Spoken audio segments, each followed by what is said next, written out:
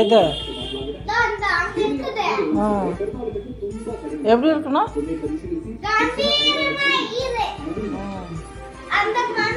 அப்போ சொன்னியே என்னவோ பிரியாவோ டாடா மேல என்ன சொன்னியா?